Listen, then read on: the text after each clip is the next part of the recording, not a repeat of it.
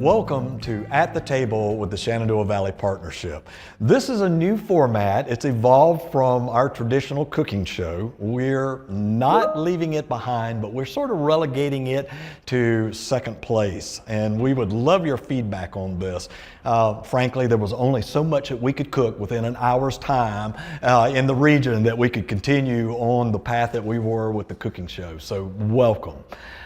Today we're at the Harrisonburg Innovation Hub, and I would like to introduce my guest, Peter Denbigh, who is the creator of the Innovation Hub concept we'll hear more about.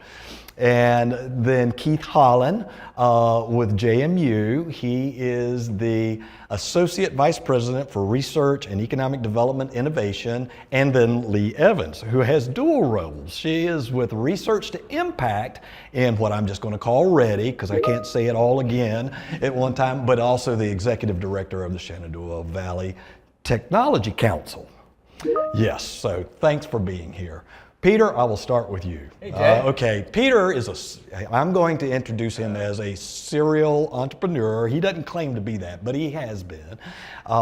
Creator of the Innovation Hub, game creator, all around innovation person. Tell us about the Innovation Hub and the concept. About this particular building that we're in. And the whole concept. Yeah, absolutely. As well. So I've had a roller coaster ride of experiencing small business over the past 20 or so years, and it's been everything and more that I thought it would be. Everything in a good way and more in all the challenging ways, you know. And so it is a roller coaster, and you go through highs and you go through lows, and I've had some amazing moments through that journey. I've had some really challenging moments through that journey. And really, what the why is behind the Innovation Hubs is we want to lessen the lows and accelerate those highs for our members. And we do that by creating a place where there is this switch that flips in their brain when they walk in and they're like, I'm going to get more done today than I get done anywhere else. Everything's taken care of, everything's thought of, and the community's great. And the coffee's really good and hot, and I'm going to get it done because we have this much energy to give to life in the world, and however much that is, and we want to create a space where they can maximize what they do, because that's what's going to be good for them, for their families, for our region, for humanity. And that it doesn't necessarily have to be an entrepreneurial venture. It can be a small business. It can be anything that you are doing to move forward in your career, in your life. This is a great place to get that done. And that is really, that's the core of the motivation of what we're trying to do here. Yes, and this is a model, because this is not your first Innovation Hub. Talk about Stanton, Sure. Talk about Waynesboro, Sure.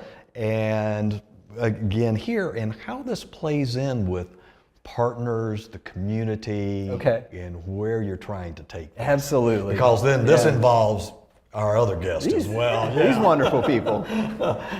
So Stanton I'm co-founder of the Stanton Innovation Hub.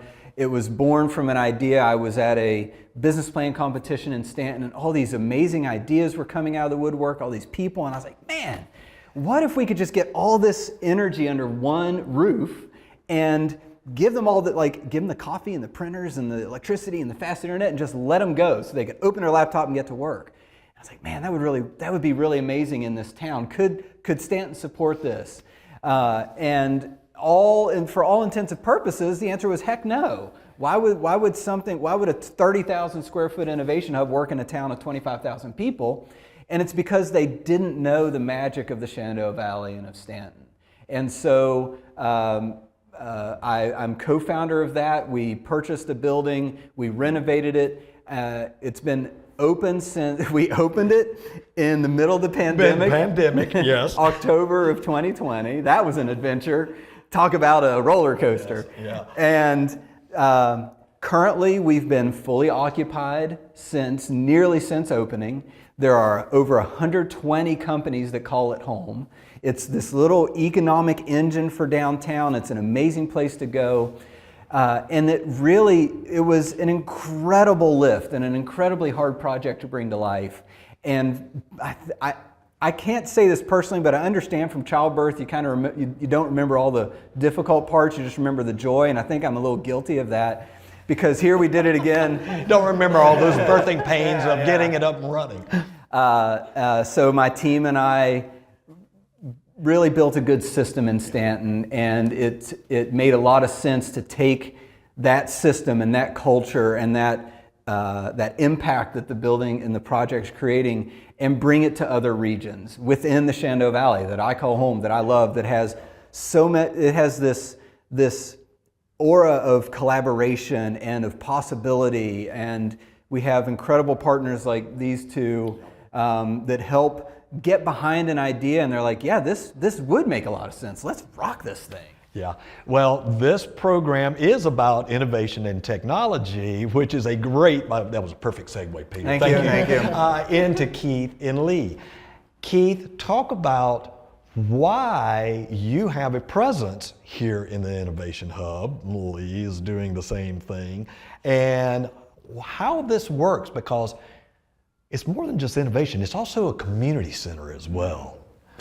Sure, thank you, Jay. I mean, gosh, I could talk for hours about this. I'll try not to do that. But so just as a bit of an overview, our office is the Office of Economic and Community Development. I, in a former life, also was participating in a entrepreneurial startup venture before joining faculty here at JMU. So certainly I appreciate all of what Peter was talking about. Okay, I didn't go into their backgrounds, but he is a PhD in mechanical engineering and aerospace engineering, and she's got a Juris Doctorate. Okay, I'm just to set the stage. Thank you. So I certainly have always been passionate about innovation, and our Office of Economic and Community Development really focuses on three aspects where we're trying to connect people. Both with the university as well as outside of the university, develop these networks that are going to be impactful for economic development, for innovation, and our community as a whole, and then activate and really energize those networks. So it's a perfect match to the type of activity that and has been influenced by what Peter has been saying. And when we talk about economic development, Jay, I'm sure you appreciate that everyone has lots of different concepts. But from a university standpoint, we recognize that people are attracted. Often the front door is through that lens of talent, hiring students, and also working and partnering with our amazing research faculty and staff. We also certainly want to support innovation, and that's why Leigh is here. We'll chat with her a little bit, and then of course how all of that impacts place. But knowing what happened with the Innovation Hub concept in Stanton, and how that can energize the community, we wanted to partner with Peter, and in fact, in the early stages, we were kind of figuring out how we could help make this come to life. So we have an anchor tenant space here. Our office is sort of coordinating that, but the intention is that space is not for our office and our office alone. It's basically a blank slate. It's an open classroom type of concept. Where we want to connect and develop and activate these networks by showcasing all of the resources, all of the creativity that is coming from our students, from our faculty, from our staff, and how we can help accelerate those ventures, those ideas, and those creations. And I've seen JMU play a role like that more than once, where on a purely practical level, it really helped us attract investors, get the lenders, whatnot, because we had this major university as an anchor participant in this project, and we are very grateful for that. That's like on a purely technical level. But then what's so magical about the Valley and JMU is you take a step back and you have the cultural piece of it too, where they're not just like, well, we're just going to have an office there because it looks nice. No, we're going to have the Gillum Center for Entrepreneurship. We're going to have the Shenandoah Valley Tech Council. We're going to have Shenandoah Valley Partnership. We're going to have, and I'm leaving 10 out. Yeah, the Small Business Development Center. Small Business Development Center, thank you. Cycling through, and so it's so much more than just, hey, we're an economic partner, we're a culture partner, we're an innovation partner, and it is one of the big reasons this came to life. one of the things that I think is a stimulus is what you just said, but I think people are also surprised to find out that we have a technology council, which was originally what drew you here in your role, but now your role has grown. Yes, my role has grown. That is a true statement. Yes, and you've got a very interesting background, 20 years in law and retail and small business development, and a background in hospitality with a philosophy degree as a bachelor's and a certificate in psychotherapy. You know the commercial, it has I think it's Dos Equis or something, one of these has the most interesting man in the world. I often introduce Leigh as the most interesting woman in the world. Well, everybody tries to cut us off when we get to talking, so, you know. It's a true statement. I find everything interesting, which does make for an interesting career path. But I also want to give a plug to, we finally named our space. The JMU space here is called the Collaboratory because of everything that we're talking about right now. So it is about bringing everyone together, being the bridge. Nothing is too big or too small. It's all about how do you have, with the Tech Council, we talk about one of our values is having metaphorical light bulb moments. So when you get these people in the room and they start chatting, and then all of a sudden they're like, wait, what is your next project? What were you working on? Oh, do you think that we could? And then all of a sudden you get somebody else in there that's like, oh, I bet I know a grant that you could do for that. And so those metaphorical light bulbs happen, those moments, those aha moments. And the Collaboratory is really about a space that isn't just having another offsite classroom. It isn't trying to compete in that space. It's all about how do we say, okay, like tonight, the Gillum Center will be there hosting, come meet us, come understand who we are. Have students there that can talk about what they've learned, what they've gotten out of the entrepreneurial challenges and things like that they go through with the Gillum Center. And tomorrow, we're a space that is a host for First Fridays in Harrisonburg. So tomorrow, students' artworks will be up. People can come through, it will be a whole thing. I'm pretty certain there's a string quartet.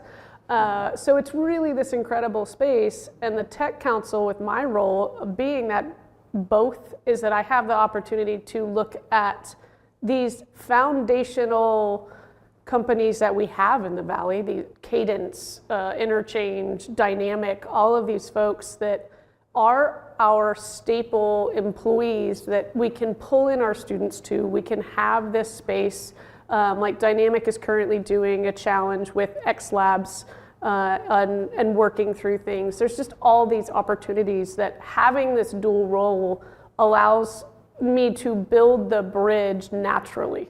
Yeah. You are mentioning a lot of different organizations, institutions. I don't know if this is unique, Keith, maybe you can speak to this, but what we haven't said is that Peter is a JMU alumni, or alumnus, I guess, but we are affiliated with JMU. These organizations that you were talking about are affiliated with JMU, yet we are all separate centers and operations and freestanding organizations, but are affiliated, but we work together, to your point. Talk about the new status of JMU as an R2 university, which I think kind of what you described, Peter, goes hand in hand with what's going on. So, right. Keith? In many ways, I don't know that it's a wholly unique model, but it certainly, the relationships that we have with the Shenandoah Valley Partnership and with the Shenandoah Valley Technology Council as being sponsored programs of JMU, they were actually started as a JMU initiative and have kind of grown into this amazing support infrastructure. Same thing with the Small Business Development Center has grown out of and continues to be a sponsored program activity of JMU, but that serves the greater Shenandoah Valley. So we're really proud of sort of that public service and outreach background. You mentioned the research or high research activity doctoral institution. That's a Carnegie classification.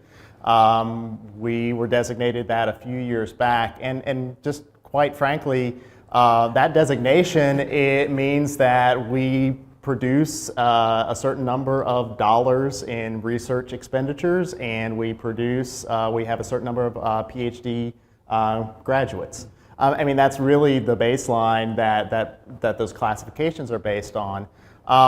It's not like we've transformed into a new institution. It's a designation or classification based on what the university has already been doing, and that's what the Office of Research, or sorry, the Division of Research, Economic Development and Innovation now is all about. We are a support unit for the university and for the community so that we can continue and expand those great opportunities. Is that helpful in kind of understanding that? I think that will it help me right now, and I've been living it for a while. Peter, go ahead. Yeah, so I came to the Valley in 1998, and as a freshman at JMU, from out of state and a very different background, and Now, hey, you're going to hear a train, and we're talking about economic development. This is commerce. This is part That's of our right. transportation. Here it comes. We may have to come right back to you in a minute, but go ahead until we can't hear anything. it will not take long. This is an intersection, believe me, and here, there we go. This is like you cannot plan this kind of stuff, here, but.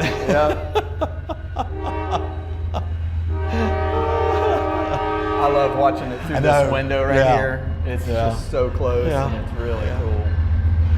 Yeah. He gives one more good blast at that intersection, and then we're good.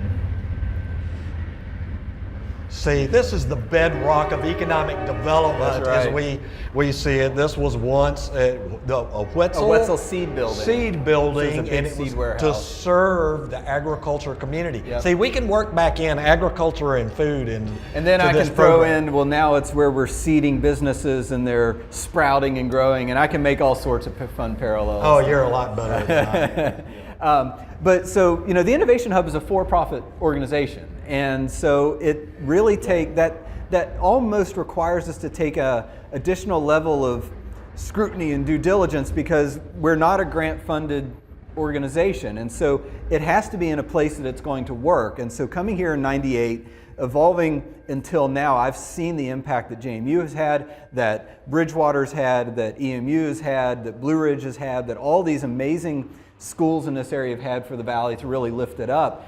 And it's so rare from my experience being able to come to an area that has the quality of life that this place provides, but also having the depth of technical prowess and research prowess and talent. That is a big reason why we set up shop in Harrisonburg as a location for an innovation hub. And if I can jump in on that one, because that gave me a good segue to the other role that I have as Research to Impact Director. It's right when you have all those things, oftentimes universities that are in a space can be, oh, there's a university over there.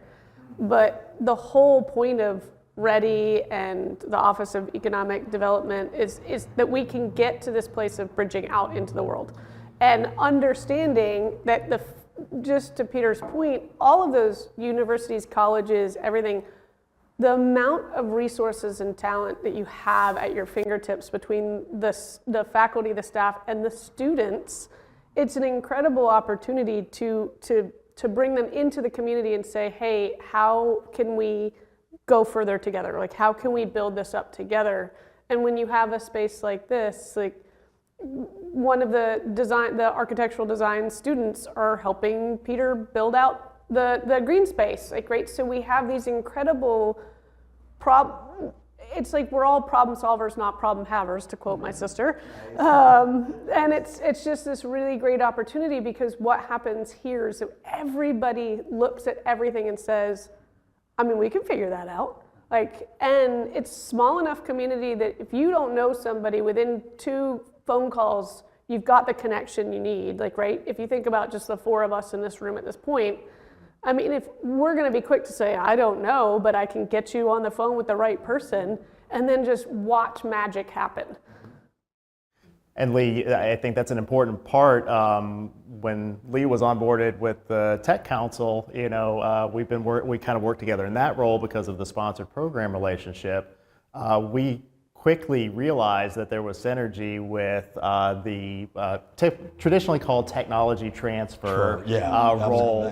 But yeah, you can explain it better than I can in terms of how we're really serving as connectors. We're not driving the technology, we're not driving the research, but we're helping to make those connections so that the idea can thrive and become reality. Yeah, I mean, right, I kind of describe my role in Research to Impact as I'm the trail guide, right? So Keith has tried to explain to me 100 times the business that he had and what he invented, because he's also an inventor. He's an innovator, and But the great thing is I don't have to, because we have so many resources at the university of those who do know. So someone can come to me, or I can go to them at any given point in time and say, hey, what are you working on? What are you researching? And there's 100 entry points to Research to Impact. So the person could be 10 years into their research, they could be at ideation stage of their research. And I can kind of pick them up at any point on the trail and guide them and put them in front of all of these folks at the university who can help them. I think it's important to note that the university just became, with the patent office, tell me the name of it again. Patent and Trademark Resource Center. Yep. Yeah, so, right? So it's a lovely opportunity that as we now have trained staff and librarians, that if you're about to need to do patent research, they can walk you through and say, hey, we'll do a quick knockout search, well, all those things. But there's all these resources, and now as they're going through with the research, my dual role, I can be like, ooh, hey, my folks over here at Stanton IT, I think I heard you the other day in our board meeting say that you needed help with X, Y, and Z. I think this class and this capstone might be able to help you do that research. So it really creates this complete community synergy that just keeps growing and building, and also helps our students realize they have a place here, right? Like it's hard to try and keep someone when 2 hours away is a $160,000 paycheck at Amazon's center in Alexandria. But the reality is not everybody wants to live up there. I did for 14 years. And, but to get back and to realize that they can stay here, that they can have that career and they can have massive impact in a way that they wouldn't necessarily have at a larger company like that. That brings me back to a question for you, Peter, because obviously that is what we sell, and we're a relatively rural region, but we have 7 four-year, universities and so forth, and you're in another one of those where you have Mary Baldwin in your back door when you're in Stanton. And how do you see what you have here is also an opportunity for those students at the other schools? I mean, having been in Stanton Innovation Hub many times, it is a center, it's a community center, it's people engaging, and I'm sure that has been an asset, but was that part of your vision, or is that kind of grown? It's actually part of the vision. I mean, we want to be important to these students, and so having these university connections,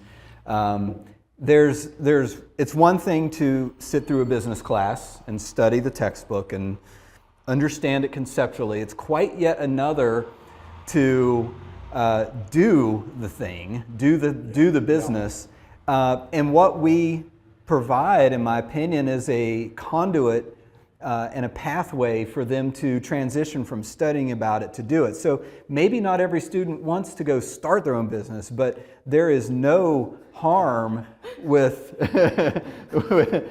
what I say. I think you just hit on something they would probably follow up. So not every student wants to start their own business, but there's a need to be employable and have skill sets and excel at what they're doing. And so hopefully what we provide, and I see it in action, I think you do too, is a place for these students to come engage with other businesses and we're relevant, we're accessible, we're not intimidating. You come in and it looks cool, it smells good, it's a place they want to be. Mary Baldwin has access to a classroom at Stanton, as a matter of fact, and they have classes in there. And just getting these students out of the university campus and into this real world building, that flips a switch in their brain as well.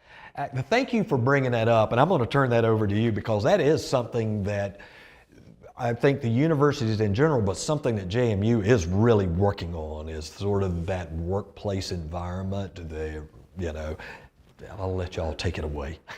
Speaking to the workplace, actually, if you don't mind, the reaction that we often talk about, sometimes we think about innovation and entrepreneurship, we often talk about it from like the creator, and one of the things that we're really trying to emphasize is that there's a whole community that has to go into it, and often it's the creator that's the one that's celebrated. But we need the engineers, we need the economists, we need the we need the social scientists to help understand where the market fit is happening. And not everyone wants to be that creator, but they want to jump in and be that supporter and be a part of it. So anyway, that's an aside. You asked about the talent. One of the talent initiatives that we're working on in our office is through a state-funded program to really work with small and medium-sized businesses to allow them to have access to funding and the resources to create internships.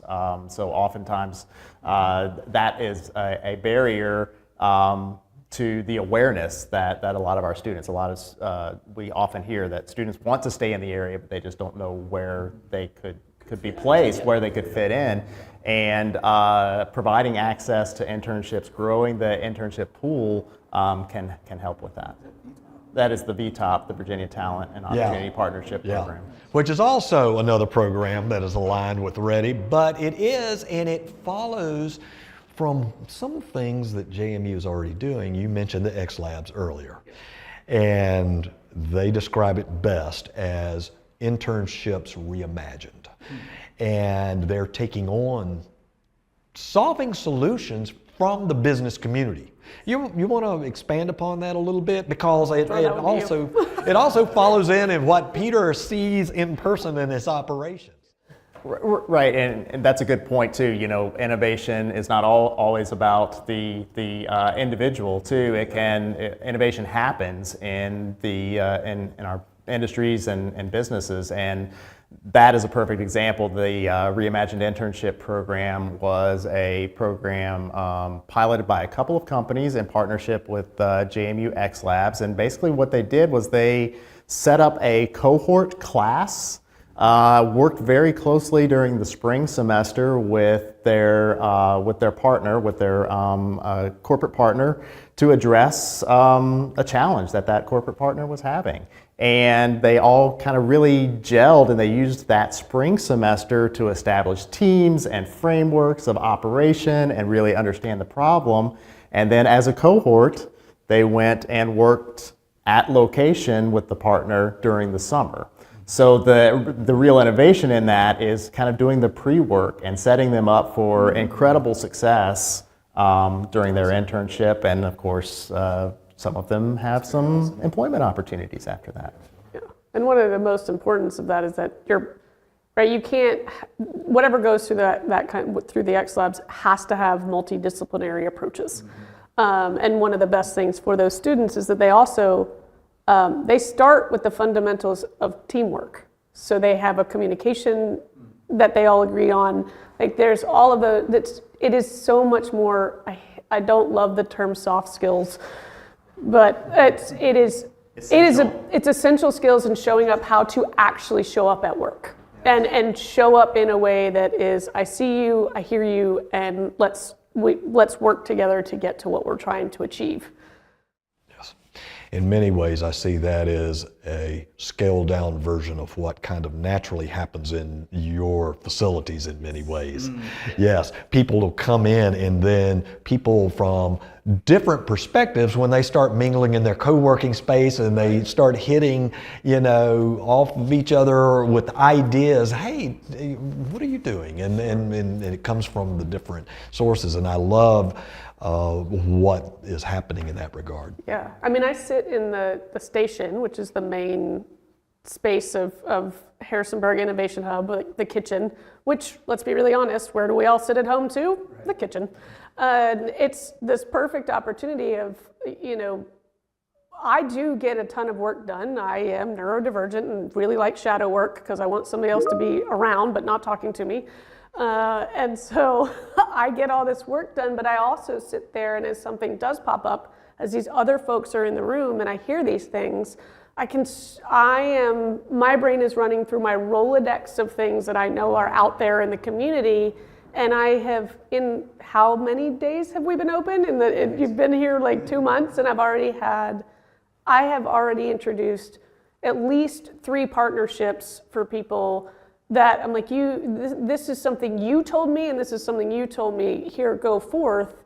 And that's how to me, what I love about the Innovation Hub and the fact that James Madison is here and we're doing this is impact networks, right? Every single one of us in this room are big personalities, right? And we could be our own legacies.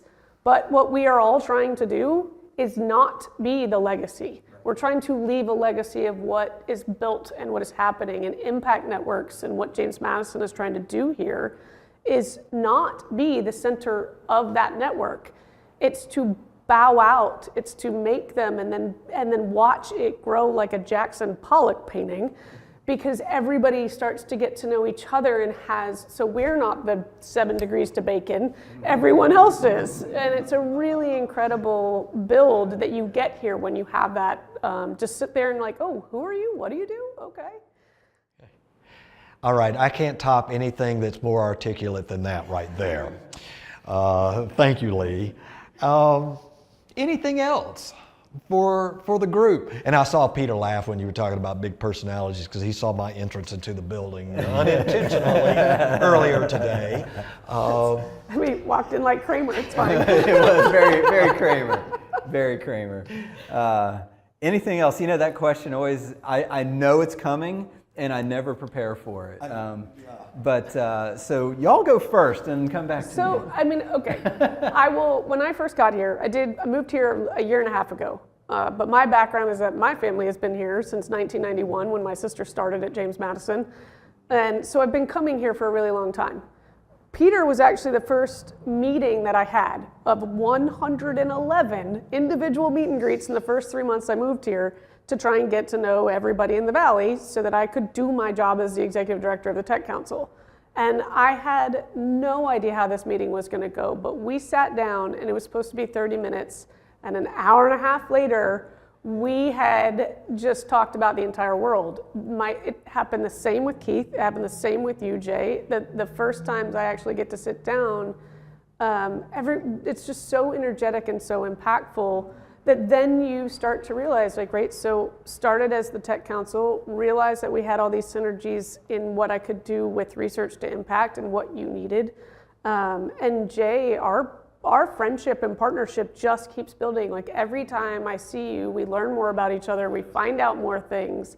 And each time you do that, that's what the Valley brings, right? So we see people, and that has been the biggest, I guess, also if you're used to living in larger, more metropolis styles, people come with a purpose to you, and that's why you're networking. You want to know what that network is building for you. But here, you can be in conversation with people for a year and a half before you ever find out what they actually do. And it is the draw of living here, there's so much talent, but that's not why you're talking to people first. Yes, well said. I appreciate that. Keith, I want to go to you next. Yeah, well, thank you.